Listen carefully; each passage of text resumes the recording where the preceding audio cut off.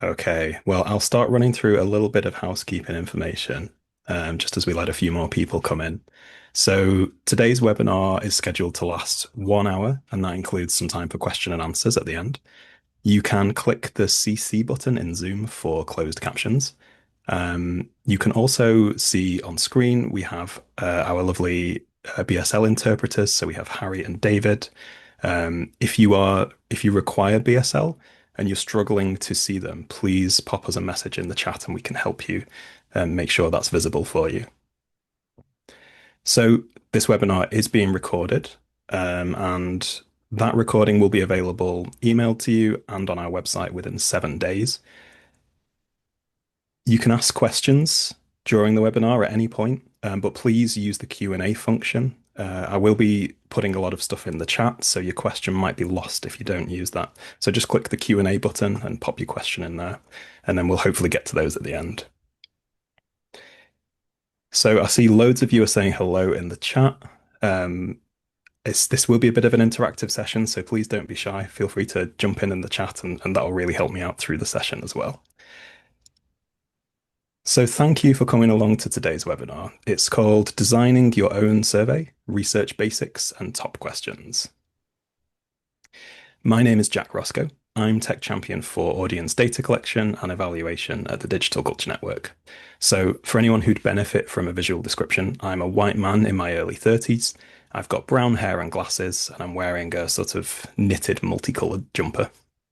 So I support people to identify key research questions, improve the quality of your surveys, and I can also train your team in survey collection skills. And my buddy today is Adam Sykes. Adam, would you want to introduce yourself? Yep. Hi, I'm Adam Sykes. I'm the tech champion for ticketing and CRM at the DCN.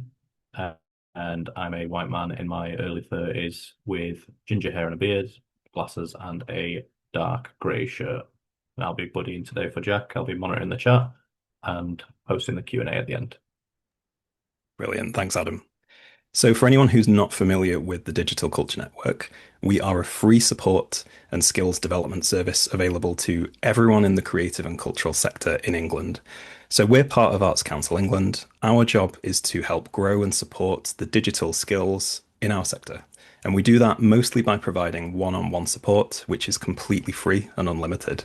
So, all you need to do is go on the Digital Culture Network's website and you can click Get in Touch and tell us what you'd like to chat about. So we'll cover a few key items today. I'm first going to ask, do you need to design your own survey? How will you know if that's appropriate for you? We'll cover 4 useful survey questions. We'll get a bit hands-on and look at a survey and think about some survey design skills. And then briefly at the end, we'll just talk about different survey platforms that you can use. So I hope that will be useful for you today. And we've got some time for question and answers at the end as well. So you might be deciding if you should build your own survey or make some changes to the survey that you already have. If you already have your own survey, I want you to reflect on that for the next few minutes and throughout today's session. I want you to think about what types of data that your survey collects and what you and your organization does with it. So just so we're all on the same page about surveys in today's webinar, we are talking about questionnaires that you get people to fill in. So surveys collect statistical data, ideally from a large number of people, so maybe a couple of hundred or more, if possible. By interviewing so many people, they allow you to conduct sophisticated data analysis, looking for trends, patterns, and insights. So most people attending this webinar will be surveying their existing audience to find out more about them. And that's kind of what I'll be assuming that you're trying to do for today's webinar. There are other things that you can use surveys for, like researching non-visitors or your website user experience. Today's webinar will still have some useful ideas that can support those things, but please do come and chat to me if you want to do something a bit different. So, can you tell me in the chat, what are your current plans? Would you like to make any changes to your survey or create a new one at this point? So you can write that really briefly. You can just say, I'd like to make a survey. I'd like to make some changes, or yes.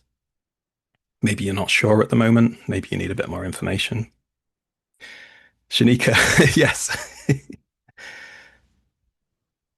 Yeah, we see potentially make some updates. Update an existing survey, make some changes, and streamlining. Yeah, that's an important point as well. Like make it a bit more focused. We will talk about that. Using Illuminate, wondering how to make it better. Cool. Okay. I should really read all of these afterwards. It's great to see so many people responding there. Create a new one. Brilliant. So, if you have a survey, I'd like you to ask yourself a few questions. Is it giving you useful and practical insights that are improving the way that you do your marketing or the way that you make your programming choices? Is it showing you useful opportunities and new ways forward, helping you to identify different approaches or ways of doing that? And also, really important, is it giving you a shared vision and an understanding as an organization? So, data that you might discuss with your colleagues, things that you can coalesce around, build a consensus for your decisions. Finally, is it giving you data that you find useful and not just ticking the boxes to report to funders, but data and insight that matters to you and the work that you do? So think carefully about these things. This is the ultimate role of surveys and audience research. They should be aligned with a purposeful organization. Getting to that stage involves going on a bit of a journey. So, one organization that have already been on that journey are the Barber Institute of Fine Arts. You can hear about it on our Digital Culture podcast from Nadia Samela. So, she won a Digital Culture Award for her work revitalizing their audience survey. And Adam will put a link to our podcast in the chat. So, they went from a survey that wasn't really meeting their needs. They went through a process of discovery, talking to different colleagues and stakeholders who all do different work and require different bits of data and insight. They focused and condensed their survey into something that answered those big questions without making it too long or inaccessible to audiences. And then they communicated really effectively with their gallery assistants, especially, but also all of those other stakeholders. And they brought everyone along on the project. So eventually they were able to capture over 1,000 surveys and smashed all of their previous records. So Nadia is brilliant at telling that story herself, achieving success in a sort of really realistic and practical way. And there are episodes from all of our Digital Culture Award winners still being released each week. So please do check those out. So hopefully that gives you a start on figuring out if you want to redesign your survey or design one from scratch. In section 2, I'm going to talk about 4 useful survey questions that you might want to include. So what makes a good survey question? How have I decided on 4 of them that will be useful for most people watching today's webinar? So a good survey question should be simple and focused, easy to understand. So that's both for the people taking the survey, but also for you when you're looking at the data and working with it. And it should give you useful information that actually guides you and helps you make decisions. So data that you will actually use, but perhaps it's also in line with your strategy and your vision. So they are the right questions for what you want to achieve. And good questions should also work together. They allow us to do something called cross-analysis. So each question in your survey brings something different to your audience research. They split your audience up in different ways, and each question can give you a different perspective on all of the rest of your data. Cross-analysis is using answers to one question to split people into different groups. So that could be any group that we can identify in their survey answers. Maybe it's young people, families with young children, first-time visitors, pottery and craft lovers, left behind communities, history enthusiasts. Maybe you already have key segments or audience groups in mind for your organization. And we can look at how each of these groups answered the rest of the questions in the survey. So different groups of people are likely to have different perspectives and give different answers. And we'd expect to see significantly higher or lower answers to a question, or a different kind of answer or response from some of these different audience groups. So this way, we're likely to find out more productive insights rather than lumping everyone together and looking at the average of everyone's results. And that could be hiding lots of interesting trends and differences and patterns beneath the surface. So here's a great example of this. Can you tell me in the chat, what are your favorite Christmas songs? Please do feel free to join the conversation. Tell me what your favorite Christmas song is in the chat. Wham. Yeah, instant impact. I like it. I hate Christmas songs. Who's that? Carly. Carly. Terrible. Fairy Tale of New York feels like Christmas. Oh, Nat King Cole. Brilliant choice. Step into Christmas. Yeah. Oh, I'm feeling it already. We're getting towards that time of year. Um, I'm partial to Wonderful Christmas Time by Paul McCartney myself. It's so bad, it's good. I always try and sneak it onto the Christmas playlist. Okay. So here are some of the results, and this is based on polling by More in Common last year. So they tested a lot of different songs. I've picked out five of them. Santa Tell Me, was that Justin Bieber? Kind of around 7%. We've got White Christmas at 15%. All I Want for Christmas Is You up to 23. Last Christmas, so that's Wham, isn't it? That was 25%. But what do we think the winner was? Oh, I like the George Harrison suggestion. I definitely will check that out.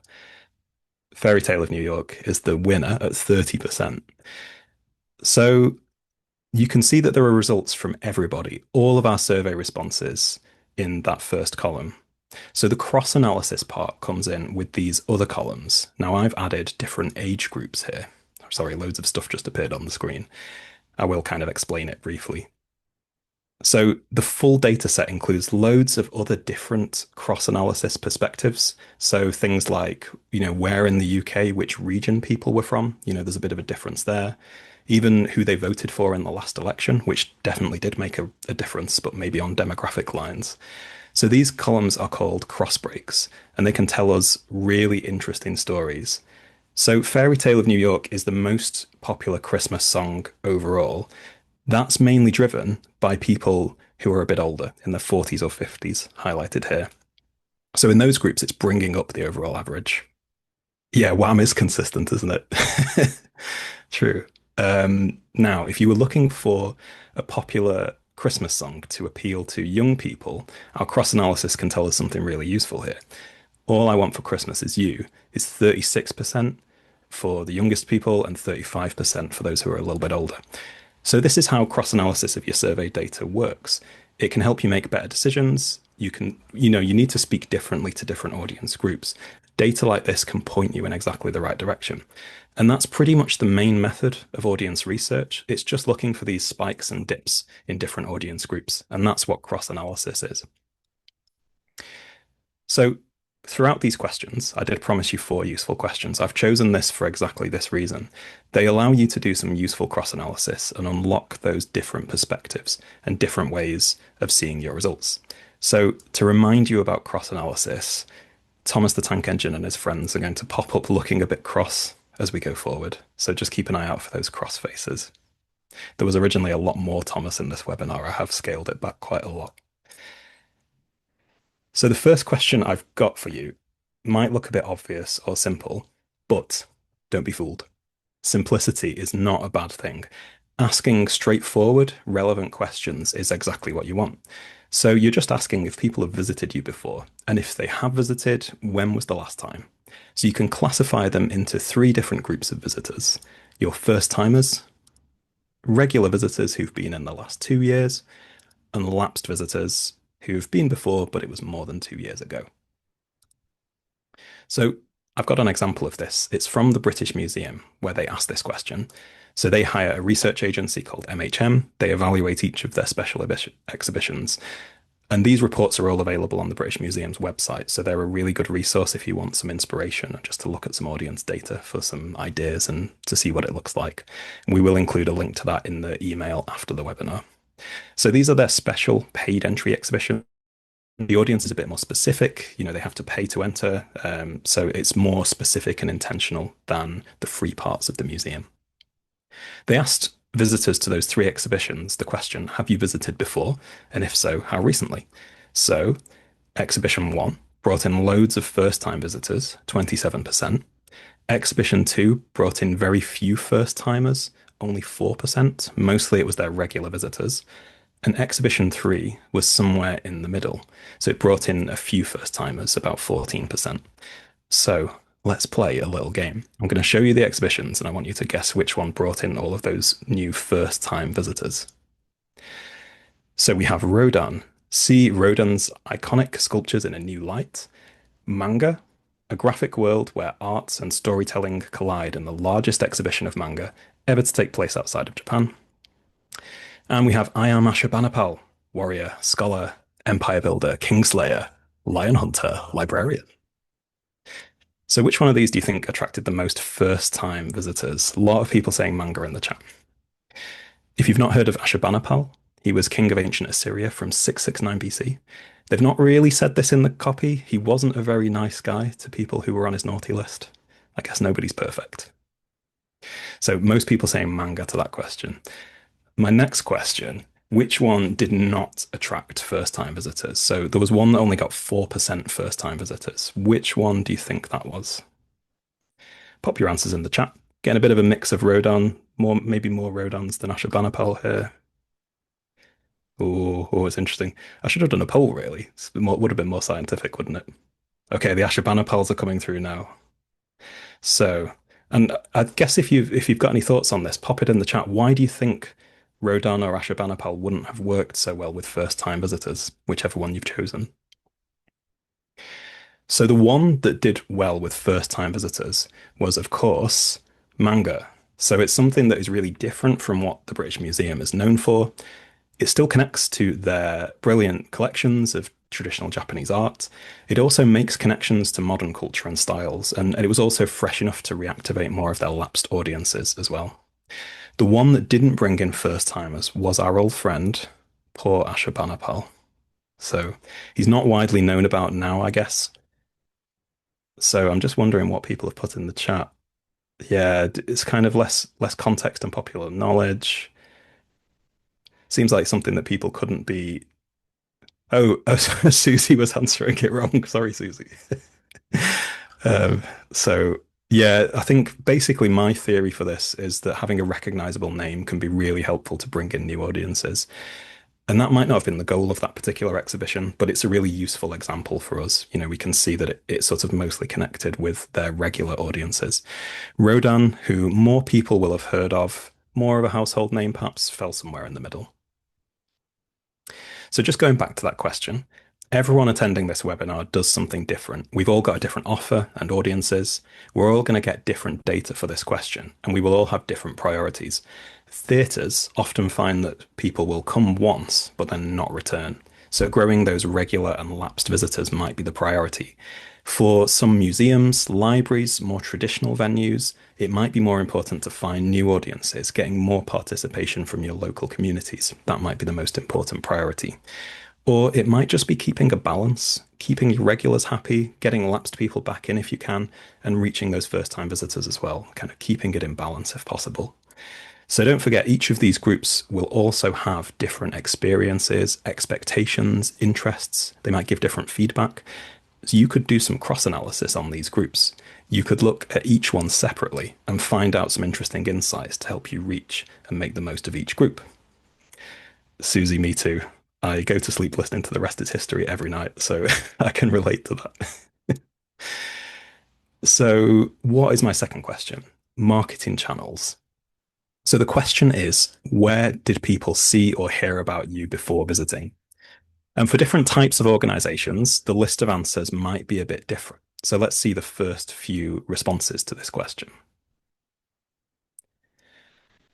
A lot of us will rely on the basic stuff like email, newsletters, your website, word of mouth, and social media. Those are often the most common channels. We'll take a look at the next set. So for some local museums, heritage attractions, and those kind of things, you might be reliant on stuff like leaflets, Google Maps, TripAdvisor, signage, brown signs around a town centre. You might be attracting tourists or day trippers. And the final set of answers here, online advertising, posters, press coverage. So some of us might be using those more active channels or sort of campaigns to try and reach people and get the word out. So this kind of information is just really useful to have at your fingertips. It can show you how successful your marketing efforts have been. You know, the channels that you're putting effort into, which of those are working for you so that you know where to prioritize your time and efforts. Again, you could do a bit of cross-analysis here. You might see that different marketing channels will be used or seen by different audience groups within your survey data. So that might also tell you which are the right marketing channels to try and reach different audience groups or for different offers. But I think the variety of, I mean, you can see Ted in the chat there gets 25% passing by. It's so different for everybody. You kind of have to ask this question yourself to your audience to find out what the reality is. So those are my first two useful questions. I know that's a lot of information already. Don't forget a recording of this webinar will be available in 7 days. You'll also have access to a template that will have all of today's useful questions. Plus, I'll chuck in a few bonus questions as well. And remember, I'll be showing you how to set up and create the perfect survey a bit later on. Don't forget as well, you can book in for free one-to-one support to help you find the right survey questions for you. Yeah, the slides will be available to you as well, so you can get the presentation. So I want to tell you about what I think is the most useful survey question. That is your audience's motivations. So you'd ask, what motivated you to visit from a list of statements? Let's have a look at the first few. So to spend time with friends and family, for a special occasion, to be entertained. I'm going to group these motivations into 4 different categories, and that also makes it easier to analyze them. So this group is called social motivations. The next set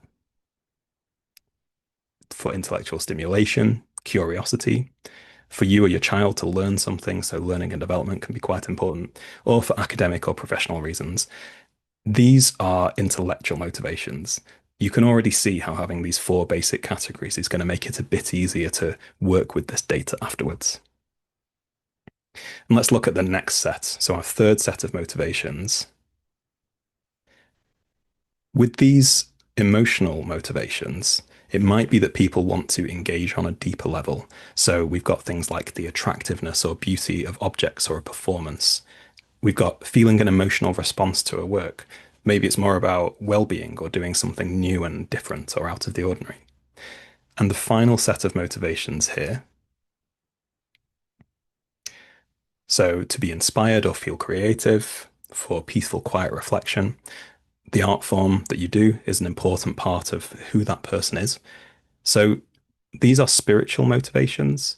They might be more reflective, it might be more inspirational. It could be seeing creative and cultural things that have a kind of transcendent effect on people. So people finding themselves or identifying with something, which sounds really beautiful, right? And it can be considered that these spiritual motivations are the kind of highest, purest form of motivation. So looking at it using these 4 categories is a technique that was developed by MHM. There are a number of different ways that they use this in their analysis of visitor surveys, and you can see that in the British Museum examples. In your own work at your venue or organization, there's no reason you can't group motivations in a similar way. In fact, it makes it much easier to work with the data, but you can still dive into the responses to these individual statements if you wish. So why is that question so good? Why do I think it's basically the main source of useful insight from most surveys? It gives you a snapshot of what audiences expected from a visit, and that tells you a couple of things: how they perceive you, what kind of experiences they associate with you, maybe also what ideas they picked up from marketing messages or information on your website. So what is the story that you're currently telling, and are audiences reflecting that back to you? I think it gives you something else too. It tells you what experiences or ideas excited your audience, what they were craving and what they were hoping for. That's really useful to inform your marketing messages so you can craft the right message that carries powerful, motivating benefits and ideas for your audience. So we have not seen a Thomas the Tank Engine character for a couple of slides. The really important thing is that everyone is different. We're not all sausages being squeezed through the same marketing machine. We're all going to be motivated by different things. So if you can do some cross analysis and look at the motivations of different key audience groups, you can craft different messages and offers that will suit different types of people. And you'll know what to say that will push their buttons and convert and attract more people within that group. So just going back to the British Museum and the manga exhibition, in that survey, they ask about all of an audience's motivations, but then they ask which was the one main motivation. And you can see from the data here, it's overwhelmingly intellectual. I think it's quite small on my screen. Is it 59%? So also quite high emotional and spiritual motivations as well. And maybe that's people wanting to see beautiful illustrations or connections to the characters or stories. The emotional motivation might be a real interest in the subject and kind of people who are manga fans and want to learn more about it or see more of the technical details. Social is very low at 2%. So that suggests it would be a bad idea to market the exhibition by saying, come on and bring a friend, you'll have a really fun, entertaining time together. Maybe it would be for some people, but that's not why 98% of people are visiting. And you can do something else here as well. You can also ask about visitors' outcomes. So that's been added to the graphic here on the right. You can compare what visitors expected to experience, their motivations, versus what they actually experienced as outcomes. And you can see that the emotional and spiritual outcomes were actually much higher than people's original motivations. And that's a really good thing. Some people think of this as a hierarchy where spiritual and emotional outcomes are deeper and more valuable than intellectual and social outcomes.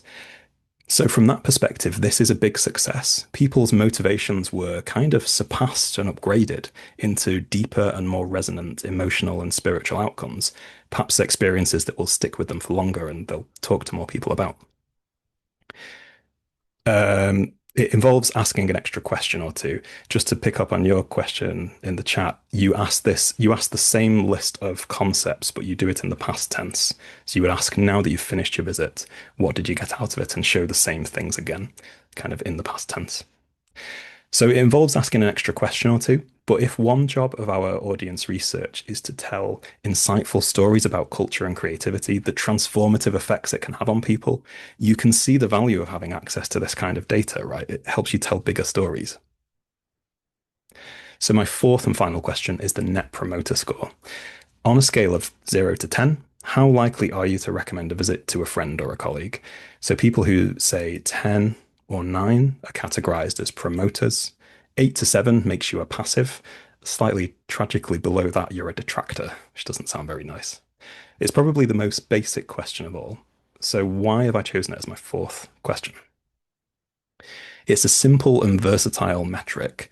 Each survey respondent gives you a number that you can use as an overall rating for how they perceived the quality of their experience. The reason I'm bringing it up, though, is because of its value in cross analysis. So you have that consistent numbered quality rating. You can see how it fluctuates for people in different audience groups, people who went to different programming or answered questions in different ways. Or you could take a look at the passives and the detractors who gave you a lower score and try to work backwards and see what went wrong for them. There's loads of stuff you can do with it.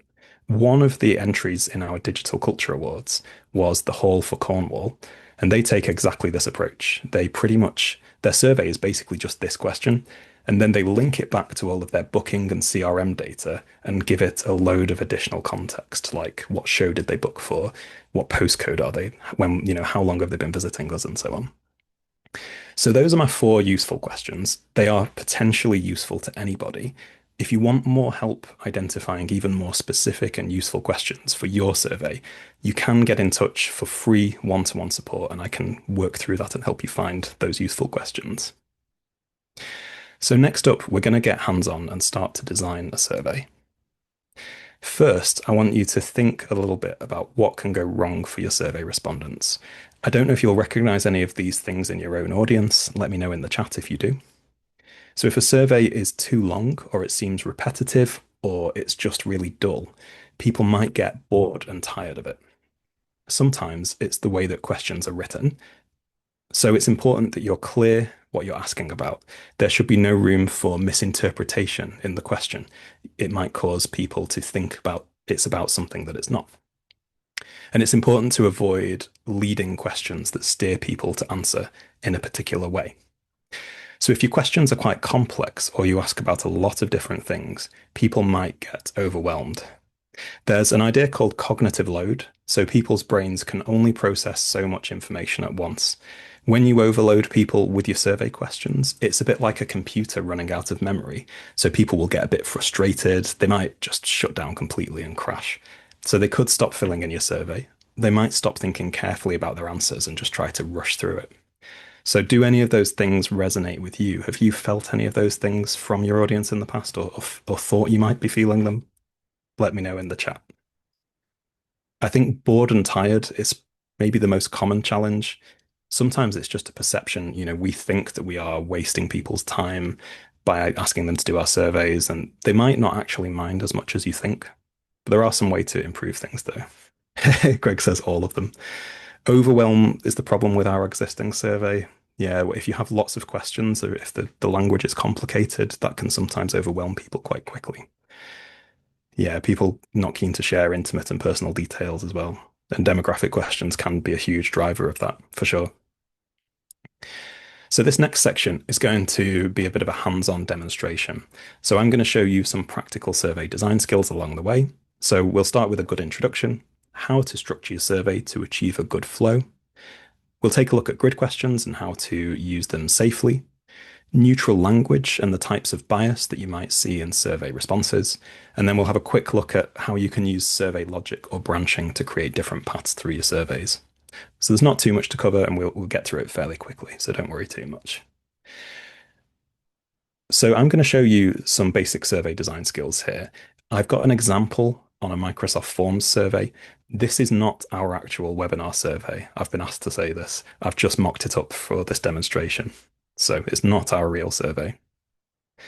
The first thing that anyone will notice about a survey is the intro text.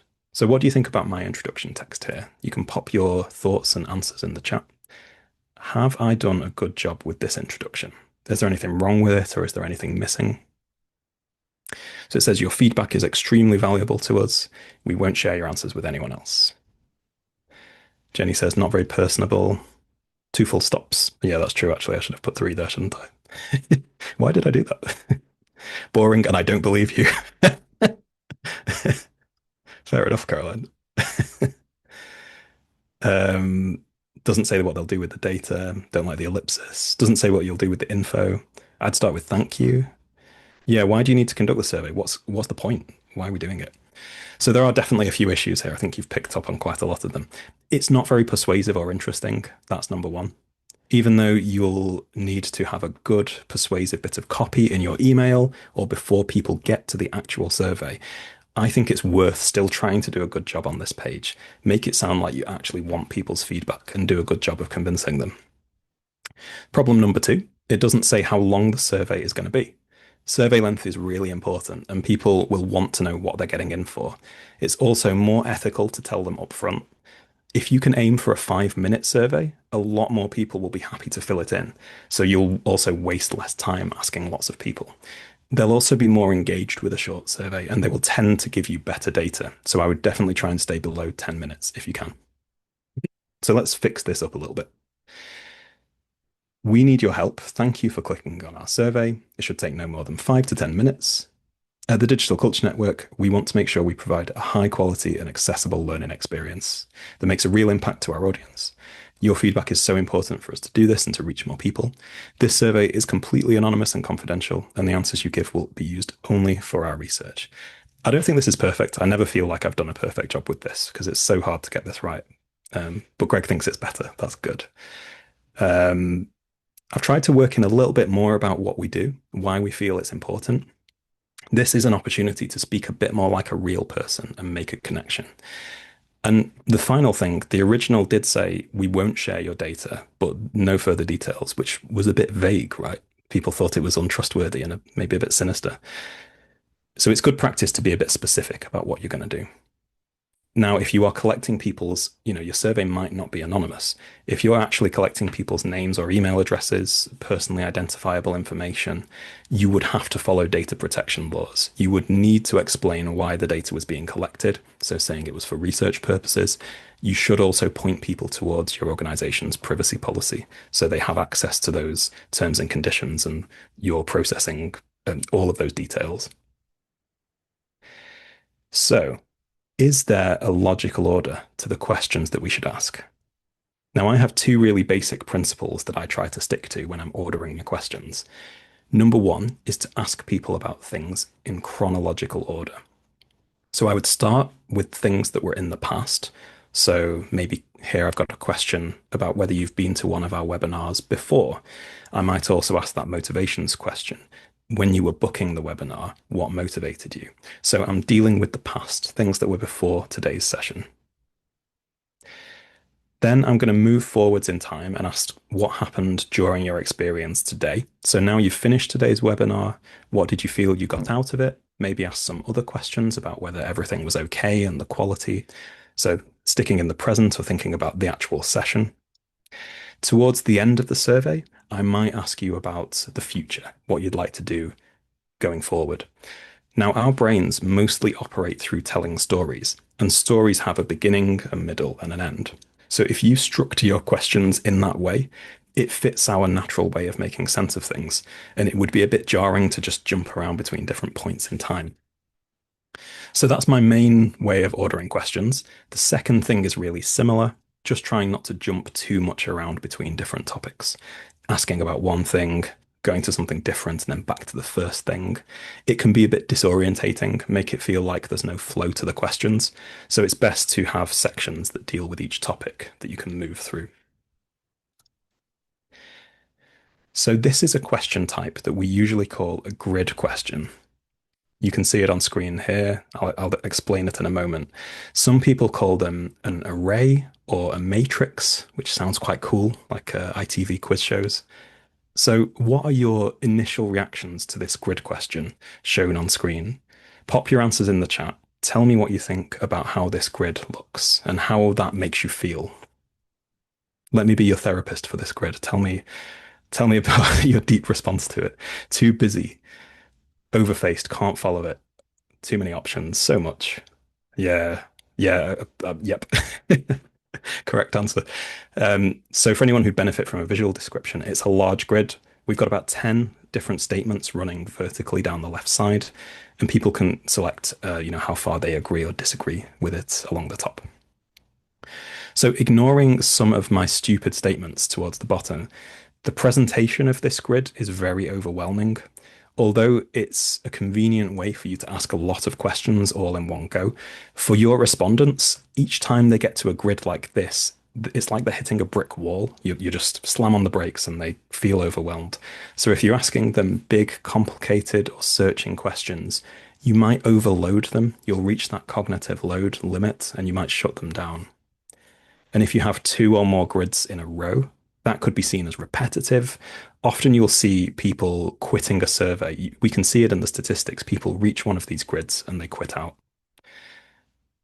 So they might just get bored and start choosing the same answer over and over again. And that's something we call straight lining. Imagine them clicking strongly agree all the way down in a straight line. Instead, it would be better to use grids sparingly. Excellent. Yeah, good shout outs for the horse webinar too. Now, is this grid a bit better? What do you think of this? I've just made it smaller. I've not done a lot. So reducing the number of statements, I think, is a big help. 5 statements is probably okay. 8 statements is maybe the absolute maximum. I would try not to have that many if possible. Yeah, it feels a little bit more manageable now, less scary. Hopefully, because the risk is that people will just, it's like the fear factor. They see it, they freak out, and then they leave. And you're trying to reduce that with a sort of nicer, smaller grid. Yes, Susie, interesting point. We might come to that about the order of the responses left to right. So I want to tell you a quick story about truth and deceit. When I was really young, I have a strong memory of a lie that I told to my parents. So I'd just fallen out of a window and it was only on the ground floor. So I was okay, a little bit bruised, but not too bad. But I'd been watching a lot of Thomas the Tank Engine. So I claimed that I'd been pushed out by the troublesome trucks. Now, looking back on it, that was probably not the right cover story for why I fell out of that window. Your survey respondents might not be entirely honest with you either. It's not necessarily because they're telling you a lie on purpose. Instead, it might be because of the information that you've presented to them or other biases that they might have. So what about this question? Does this one look okay? I don't think there's any need to improve on this one, is there? What's the problem? Tell me in the chat if there's anything wrong. Now, I'm going to need someone with a master's degree in research and the scientific method to come through here. Leading, a chorus of leading from the chat, leading question. Yeah. So the language of this question is really leading. It's not a neutral question. From would you agree? I mean, I've capitalized free, which was just that was taking the biscuit, really. But would you agree sort of presupposes the correct answer, phrasing the statement in such a way that it's hard to disagree with, that it's fantastic and free. Also, just a yes no answer as well. What am I supposed to do with that? People have a bit of a bias towards telling you what they think you want to hear. So that's called affirmation bias. Now, if I phrase a question like this, it's like going down the Las Vegas Strip and having a huge flashing neon sign begging people to agree with this question. What can we do to fix it? We definitely need to use some more neutral language. Rather than would you agree, I could start by saying something like, how far would you agree or disagree with the following statement? So that's a bit more neutral. The Digital Culture Network's webinars are a high quality free offer. Now, I still don't think this is perfect. I've combined two ideas together about the webinars being both high quality and free, so people might still feel a bit of pressure to, give us a high score to be nice. You might find the highest of those two answers, those two concepts together. So instead, I think it might be useful to change the structure of this question completely. So let's have a look at this alternative instead. Now, I know we just said that grids can be a negative thing and they can be overwhelming, but I would be tempted to use one here. I've split my question into its component parts. So I want to know whether the webinars are high quality and engaging. I want to know if people learn something new, if they feel more confident. I want to know if the fact that they're free gives people something they wouldn't otherwise be able to access. And I also want to know if it's likely to have an impact on organizations by allowing them to reach new audiences. So I've done a few things here. I've avoided conflating different ideas and impacts together by separating them. That gives me more individual and specific data points. So that's really useful to me as a researcher, picking out these concepts one by one. And that might give me useful insights and actions to take forward. Hopefully, I've also made the whole thing a little bit less leading, more neutral and scientific. And there's also something else. So Susie spotted this in the chat. Starting with the negative options first, it forces people to consider their answers more carefully. Now, this is something I use across the board. Always start with disagree or the negative option first, because you're kind of helping people to avoid that affirmation bias and just clicking strongly agree straight away. So another annoying human habit is something called primacy bias. So here's a multiple choice question. It doesn't really matter what the answers are. I'm asking what outcomes people had from attending a webinar. Now, primacy bias is a tendency for people to select the first thing that they see in a list. So if you have a long list of answer options, people are more likely to choose the ones at the top. And that's really unhelpful because you want them to give equal consideration to all of those different answer options. Some survey platforms give you an option to shuffle the list of options. Here in Microsoft Forms, you just click the menu button in you click into the question, click the three dots. You can choose shuffle options, and Google Forms has the same feature as well. So now the options will appear in a randomized order to each respondent. And that's a bit like shuffling your music playlist. It will be a bit different each time. That's brilliant because it eliminates that primacy bias. If the list of options was always in the same order, you'd probably get people over-reporting those top options and under-reporting the ones a bit further down the list. So this is a really specific research skill, but it can have a big effect on your survey data, especially those questions with long lists of answers. And one final survey design skill. So on some platforms, you can use survey logic or branching to make questions appear or not appear for different people. So here I've asked whether people have taken advantage of free one-to-one support from the Digital Culture Network. They can say yes, or they can say no, but they're interested, or no and not interested. And then I want to get a bit more information from people about their answer. It's a good question from Caroline there. How do you do this with paper-based surveys? You can have a bit of instruction of where people should go next, or just one box with different questions above it.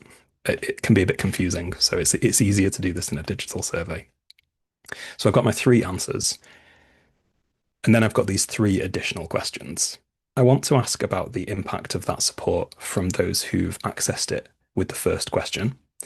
The second question asks about what we could help with in the future. So I want to ask that to people who we've not supported but might be interested in the future. And I've got a third question for those people who were not interested in our one-to-one support at all. They might have some real barriers or preconceptions, and it'd be really useful for us to find out about that. So in Microsoft Forms, the feature I'm looking for is called branching. You can click into a question, and then in the menu, you bring up, you click Add Branching, and Google Forms also has this feature as well. So in Forms, it works by saying where people should go next after giving a particular answer. So that allows you to create these three branching paths for different people. So for each answer, I've selected which question they should go to. And each possible answer then branches to the first, second, or third of my follow-up questions. This is a really simple example. Branching can quickly get quite complicated, but how cool is that? I can now make my surveys more dynamic and responsive. Someone can tell me something, and I can then reflect that language back and ask them for more information. Or you can ask really specific questions. You know, if someone's visited a particular exhibition or they've been to the gift shop, you can ask them a specific question that would only make sense for them. So, with all of these survey skills, but especially these branching questions, it's so important to test your work, go through it and preview it, click on every option, follow them through to make sure it's presented and working correctly. And on all of the different paths through the survey, people see the right questions and they're not asked wrong questions that don't make sense. But this is something that I can help you with. So we've mentioned our free support.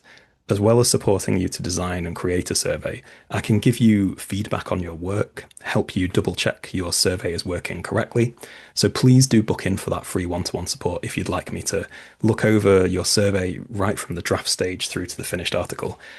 And don't forget, you will get a recording of this webinar by email, and it'll be on our website within 7 days as well. So you can go back over anything in that section. So hopefully now you have a bit of food for thought on whether you want to make any changes to your survey. In this last section, I'm just going to briefly touch on the survey platforms that are available for you, including for Arts Council England funded organisations. So, can you tell me in the chat, what survey platform do you currently use? And if you want to expand on that, are you looking to change platform at some point in the future? Qualtrics, Hotjar, SurveyMonkey. Wow, okay, we've got this. We've got a good spread of different people here. Yeah, MailChimp using kind of built-in forms in your email system. That's absolutely fine. Culture counts, impact and insight toolkit. Cool. So good mix. We'll be covering a few of these. So there are three main things to consider when comparing different survey platforms. The first is your survey design features. So some of those features we just looked at are not available on every platform, like the shuffling of options and branching question design. Some platforms have loads of options, different types of question, and they give you really powerful design and logic features as well. But I think the most important thing is how they help you analyze your data. So people always forget about that part. We get wrapped up in collecting our surveys. We forget that we're going to have to do something with them afterwards.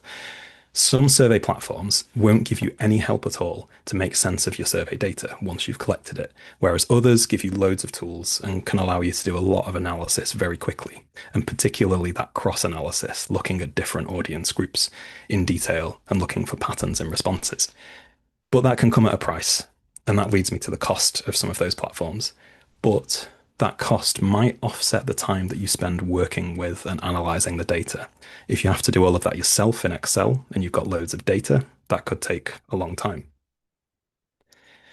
So your entry-level survey platforms are likely to be Google or Microsoft Forms.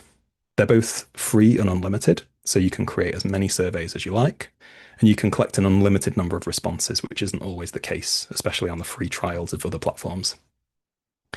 So Microsoft Forms did used to have more features, but Google have caught up and they're about the same these days.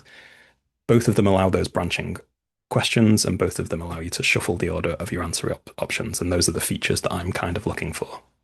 In both cases, the data you get on the other end is pretty basic. You might be able to look at some automatically generated pie charts, and you can export your survey responses into Excel, but beyond that, you're on your own. Now, if there's any reason to pay for a survey platform, it's to give you better tools for working with the data afterwards. So, SurveyMonkey are probably the most prominent example. It gives you the ability to create proper data tables, and you can do your cross analysis and compare different audience groups really easily and quickly. And you can create your own interactive reports and dashboards within the platform. That might help you communicate your insights to your colleagues and any tricky decision makers.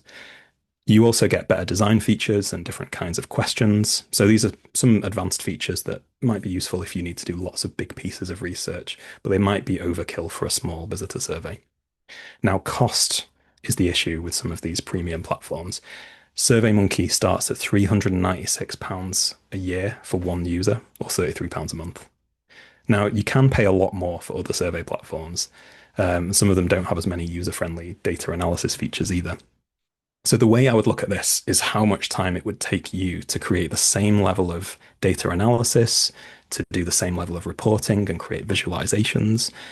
How long would it take you to do that if you had some Excel data from Microsoft or Google Forms?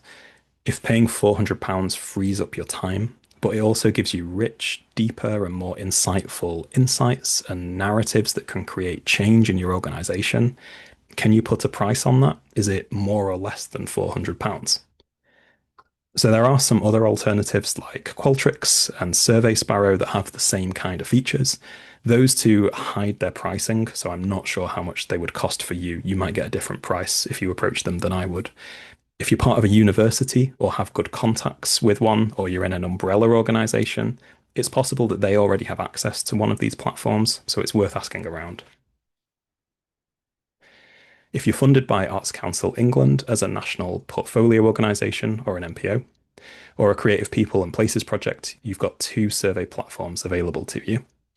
So Illuminate allows you to create surveys pretty quickly and easily, but your surveys have to include all of the Arts Council's mandatory questions. You can also select from any of 80 optional questions, but you cannot write your own questions. It has some dashboards to view your data, which mostly show the demographic data of your audience. Now, Impact and Insight Toolkit is another platform that MPOs and CPPs can access through the Arts Council. It has templates with those Arts Council mandatory questions. You can easily export your survey data into Illuminate if you want to do that. And they have a process that pops out a spreadsheet which is already formatted to go straight into Illuminate. The advantage here is that you can write your own survey questions. So it's more flexible while still allowing you to upload surveys to Illuminate. And Susan says, yeah, the insights in Illuminate, some people feel quite limited. Those dashboards mostly show the demographic questions. So it's not currently required for MPOs to put audience survey data into Illuminate. If you are an MPO, you still have to put your events and attendance figures onto Illuminate. It does support the Arts Council to collect local data and report back to the government if you choose to do that. But you don't have to. You can create your own survey and answer your own research objectives. You are able to do that if you want to, in which case you might want to think about what platform you use more carefully. So if you're still not sure which platform is right for you, that was a bit of a whistle-stop tour, or you want to talk about anything else to do with your audience research, please don't hesitate to book in for free, unlimited one-to-one support. I can help you choose a platform, identify useful or insightful questions, design high-quality surveys, and I can also help you collect more responses, and I can train your team with their surveying skills as well. So to get in touch and book that one-to-one support, just head to our website, which is digitalculturenetwork.org.uk. You can also browse our Knowledge Hub with hundreds of articles and past webinars. You can follow us on LinkedIn and X, and you should definitely check out our Digital Culture Network podcast, which is available on Spotify, Apple Music, and on the website. And sign up for the newsletter as well. You get it every month, and it gives you a breakdown of everything that we're up to. So our next two webinars are going to be absolutely brilliant. On 13th of November, Nicola will present a beginner's guide to LinkedIn for arts and culture. She has some tips and insights that will really change how you use and think about LinkedIn. I think it's really brilliant. And on the 9th of December, Adam will show you how to choose the right CRM. Even if you're not looking to change or procure a new CRM, I think you'll find it really useful to understand how to work with them, what the expectations should be, what the possibilities are. A CRM is such a fundamental part of your systems, so please don't miss that out. So we have a little bit less time than I was hoping for, but we do have 5 minutes for Q&A. Adam, do you want to pop back in? Yeah, well done, Jack. That was great. I'll jump straight into it. I've got a few questions, a lot regarding around the actual questions that you ask. But first, there was one that was mentioned by capsule events and then reiterated by Katura, just about the survey response rates. For example, older people, are they more likely to fill out a survey that's been emailed to them rather than young people, and just kind of how to avoid that and get a fair representation across demographics. Yeah, that's a really big question. And yes, so that person is absolutely right. There will often be an effect of self-selection when you email out a survey, and you're more likely to get responses from older people. It can tend to be that there's a gender sort of bias as well. You might get more responses from female respondents rather than male ones. So, yeah, that data can be a bit unrepresentative at times. Some organizations will choose to sort of do a lot of face-to-face approaches to try and rectify that. It's difficult. There's a lot of different things to consider there. I think it's something you can come and chat to me about because I've got a background of this in sort of commercial market research to try and have some tactics to sort of fix that. But obviously today's webinar is really just about how to get your survey together and get those through those first steps. Thank you. We've got a couple, one from Marianne and one from Jenny, both asking, is there a recommended number of questions to ask, or even like a specific time limit that you should aim for? Yeah, so it does depend on the question. Generally, you'd think that each question might take someone about 20 seconds to answer. So then if you think that 5 minutes is an ideal survey length, I guess that's around 15 questions. And then you could start to push it towards 20 or maybe 25 at a push. And then you start hitting kind of, it starts to get a bit longer at that point. Sounds good. What about incentives? Jenny Thomas asks. So I would usually try it without incentives first, just to see, like rather than spending any resources or money on those, especially if you're giving away vouchers or cash, try to just see what you can do with a good face-to-face approach, with kind of a better message or different tactics. And again, that's something you can chat to me about to try some different things. Um, you can also think about incentives as things like stickers or, badges or things like that that might be a bit lower cost, giving out pencils and stuff. Um, but there are some considerations about like, does that bias people who like what you do more, who are happy to wear the sticker? There's a lot of kind of different things to think about there. But Mhm. I would always try it without first if possible. Yeah. Um, Majida asks about Net Promoter Score, and someone also followed that up with they use, disagree, agree in the middle, and strongly agree around it. Is it better to use the Net Promoter Score number scale rather than that? I don't think there's a right answer to that. I think like people tend to gravitate towards those really high numbers on the Net Promoter Score, and that's why a 10 or a 9 is your promoters, and an 8 is considered like passive, which doesn't immediately make sense, but people tend to rate things really highly on a numbered scale. So that's the system for the Net Promoter Score, those numbers. There's nothing wrong with asking a question that's a strongly agree, tend to agree, or kind of a different scale. It's just every question is a bit different, and it might make more sense to use one than another in a different place. That's not a very helpful answer, but it just depends really. And then I think we've got time for one more. There are a couple more questions, but just to let everyone know, Jack will answer any unanswered questions in the follow-up email. And I will quickly answer a separate one that a few people have asked. CRM means customer relationship management, so it's your data software and everything like that. But check out my webinar to find out. But then someone asks, what's a good time to send a questionnaire out following events and festivals? All festivals. Well, I think yeah, again, it's difficult to say, isn't it? It depends on your audience and what time your event is. I think you could save it for the next morning if it was a late night event. That might be a smart thing to do. Generally, emails that are received in kind of the late morning, so around like 10 to 11 a.m. or mid afternoon, so 2 to 3 p.m. I think was a good time. But what you can do is just experiment, like just try a few different times yourself and see what seems to get the most traction. And then your audience is different, so there might be a different time that works better for them. Amazing. Thank you. We are at time now, so I think that's where we can wrap it all up. But thank you very much again, Jack, and thanks for everybody for joining us. Brilliant. Thank you so much all for attending. I really appreciate it. And do get in touch if we can help you out with anything at all.